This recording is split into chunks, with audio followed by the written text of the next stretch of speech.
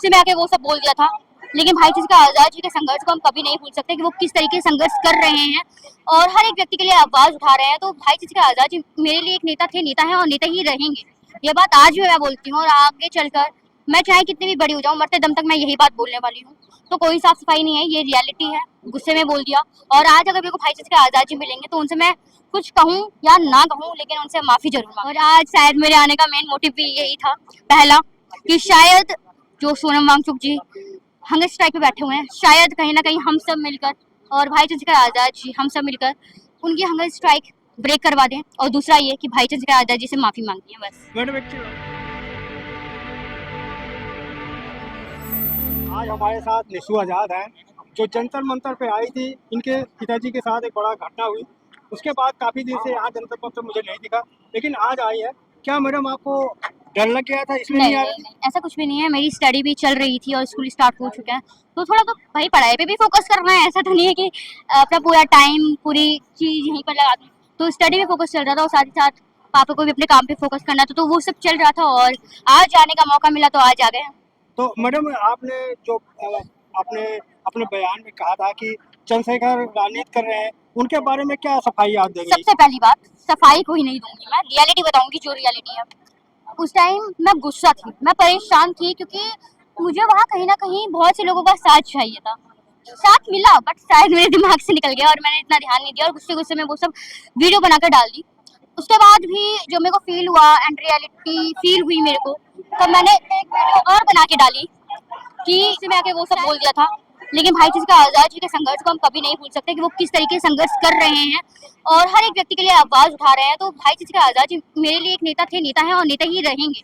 ये बात आज भी मैं बोलती हूँ और आगे चलकर मैं चाहे कितनी भी बड़ी हो जाऊँ, मरते दम तक मैं यही बात बोलने वाली हूँ।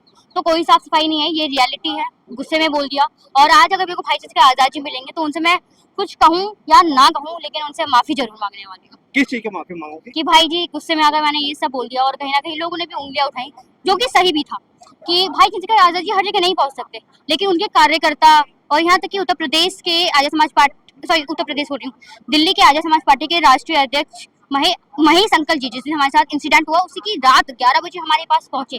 जस्ट इमेजिन, एक अध्यक्ष, प्रदेश अध्यक्ष रात के 11 बजे स्पेशली आपके लिए आ रहा है, वो भी पुलिस स्टेशन पर। सो ऑफकोर्स वो सब बहुत बड़ी चीजें है। तो रियली इन सब चीज़ों के लिए कि मैंने उन सब चीज़ों को इग्नोर करते हुए ये सब कहा, तो उसके लिए मैं बहुत रिग्रेट फील कर रही हूँ। और आज शायद मेरे आने का मेन मोटिव भी यही था, पहला कि शायद जो सोनम वांगचुक जी हंगर स्ट्राइक पे बैठे हुए हैं, शायद कहीं ना कहीं हम सब मिलकर और भाई चंद्रशेखर आजाद जी हम सब मिलकर उनकी हंगर स्ट्राइक ब्रेक करवा दें। और दूसरा ये कि भाई चंद्रशेखर आजाद जी से माफी मांगती है बस। मैडम एक चीज और आप बताइए कि 20 तारीख को ये कॉल किया है कि संसद के घेराव करेंगे, तो क्या ये गलत निर्णय नहीं लग रहा आपको? वाई क्यों गलत है?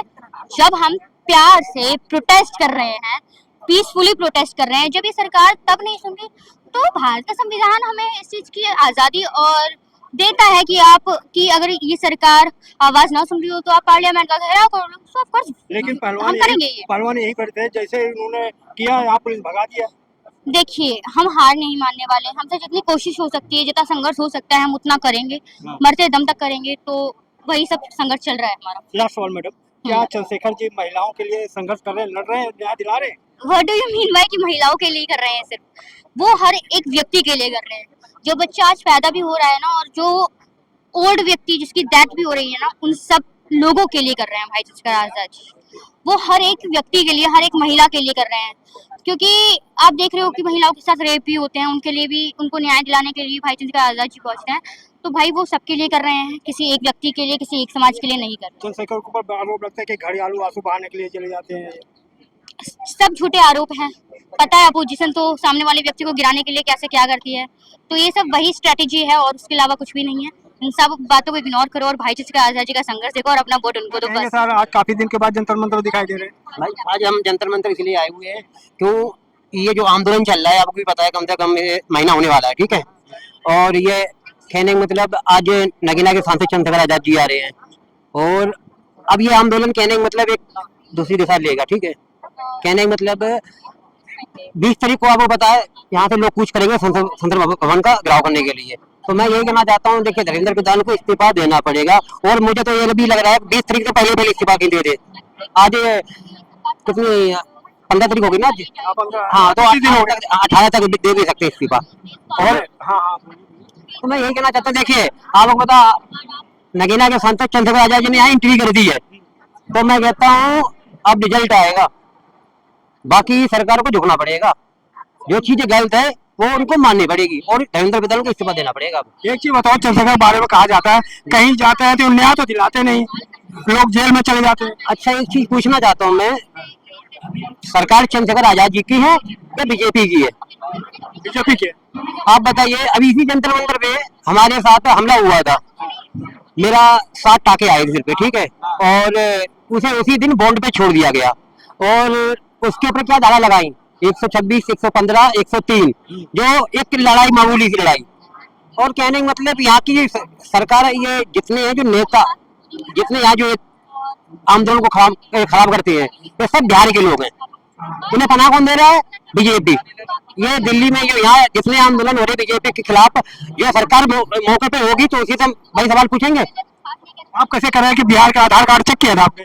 भैया मैं एक नहीं, उसका जिसने मेरे ऊपर हमला किया बिहार का है, और जो उसके साथ की टीम है तो बहुत सारे बिहार के हैं, और यहाँ आके गंद फैला रहे हैं, आके कहने का मतलब इनको, और जो यहाँ ये गंद फैला रहे हैं, आंदोलन को खराब कर रहे हैं, तो यहाँ जो कुछ बीजेपी के नेता हैं वो लोग पूरा संरक्षण मिल रहा है, सपोर्ट पूरा दे रहे हैं इनको। तो मैं तो ये कहना चाहते हैं, ये बीजेपी के पाले हुए गुंडे हैं, और इनके ऊपर आप देखिए, ये सोशल मीडिया पर आप देखिए, किसी को जान से मारने की धमकी देते, किसी का बलात्कार करने को धमकी देते, लेकिन पुलिस इनके ऊपर कार्रवाई करती नहीं करती, क्यों? पुलिस को नहीं पता चलता।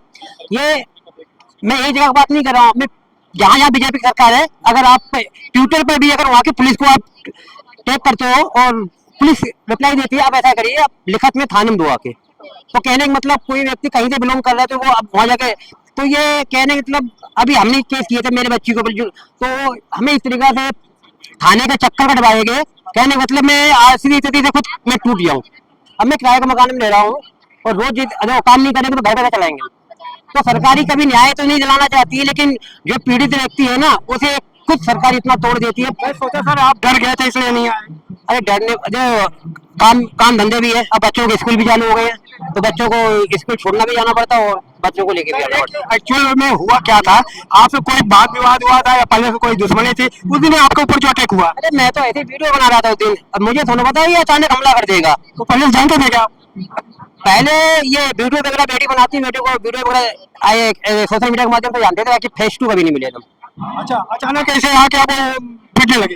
जैसे आप अचानक मेरे सामने हो, वैसे ही उसने हाथ चला दिया और कड़ा मार कर चला दिया था। और बाकी मैं तो उससे कहना चाहता हूँ, अगर तेरे अंदर इतनी ताकत है तो मैं कहता हूँ तो भाई अपने लोग बुला ले, हम और एक पे एक लड़ेंगे, या मैं नहीं देख लेते तेरे अंदर ताकत है मेरे अंदर ताकत है, भाई एक पे एक आ जा। अरे झुंड बना के आते अकेले बंदे घेरते हो के नहीं। अभी आपने देखा परसों राजीव चौक एक भाई साहब थे और एक बहन को कम से कम 20 मिनट उसको रोक के रखा वहां पर, और उन भाई साहब का फोन भी तोड़ दिया। आपने देखा होगा, वो हमें वो एक लड़के ने घेरा था, कह रहे आइए हम हिंदुओं के लिए गलत बोल रहे हैं, तो उसमें वो अंकल जी साथ में थे, तो उनका बताइए फोन तोड़ दिया, कम से कम का 8-10 हजार का नुकसान कर दिया। और ये बताइए ना, इनके पास ये ताकत कहाँ से आती है? अब देखिए इस राजधानी में ये खुलेआम गुंडागर्दी करते हैं, प्रशासन इनके ऊपर कार्रवाई नहीं करती। अगर अभी मैं अगर यहाँ पर अगर कुछ भी बोल दूं ना, तो मैं घर तक भी ना पहुंच पाऊँ, मुझे प्रशासन यही गिरफ्तार कर लेगा। तो दिक्कत देखो, ये सरकार है जो मैं जब भी कहता हूँ, ये सरकार जो गुंडे हैं गुंडों को सपोर्ट करती है, बाकी न्याय तो भूल ही जाओ। आप इसे देख लीजिए, ये धरना आज कितने दिनों में चलते हुए आप देख लीजिए, 25 दिन हो गए। तो अभी जो सोनू बांटे जो बैठे हुए हैं, ये भूख हड़ताल कर, इनको बेशर्मों को थोड़ी सी भी शर्म है क्या? वो तो चाहते हैं ये जल्दी मर जाए, लेकिन हम तो इनसे हाथ जोड़ के विनती करते हैं, कहने का मतलब आप अपना जो भूख हड़ताल खत्म कर दीजिए।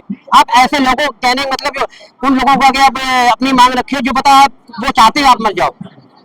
आप देखिए कोई आज इन्हें 17 दिन हो रहे हैं मेरे हिसाब से, अभी तक कोई रिस्पॉन्स दिया सरकार कोई फर्क नहीं पड़ा। तो मैं कह रही हूँ इनको पता ही नहीं, ये जन्म कलम में इन्हें कोई अभी सरकार में कुर्सियां मिल गई है, पद मिल गया है, तो ये पद छोड़ने ही नहीं चाहते हैं, ये इतने बड़े बेशर्म लोग हैं। देखिए सवाल ये आ रहा है ना, जीत पे जीत तो मिल ही जा रही है, तो उनको कुछ चिंता नहीं, वो लग रहा है सारा काम सही कर रहा हूँ। कैसा? जीत पे जीत मिल ही जा रही है।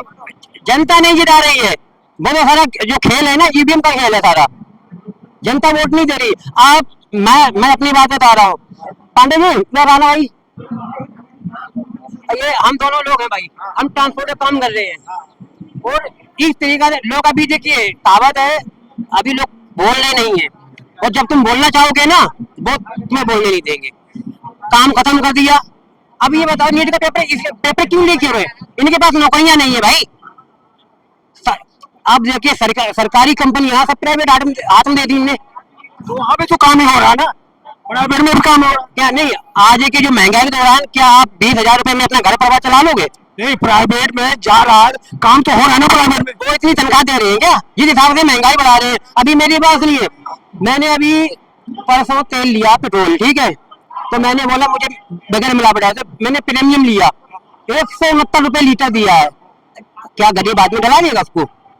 अब इथनॉल वाला लोगे तो 102 रुपया, और ये एक वो आता है पावर वाला, तो इसमें भी इथनॉल 5% है, वो 110 रुपए। तो देखिए ना, ये लोग देश को हर तरफ से लूट रहे हैं। और आप बताइए, लोग कहते हैं टैक्स नहीं देते, मैं कहता हूँ भाई यहाँ तो ये करेंगे महंगाई कितना भी बढ़ जाए, लेकिन देश के विकास के लिए हम सब सह लेंगे।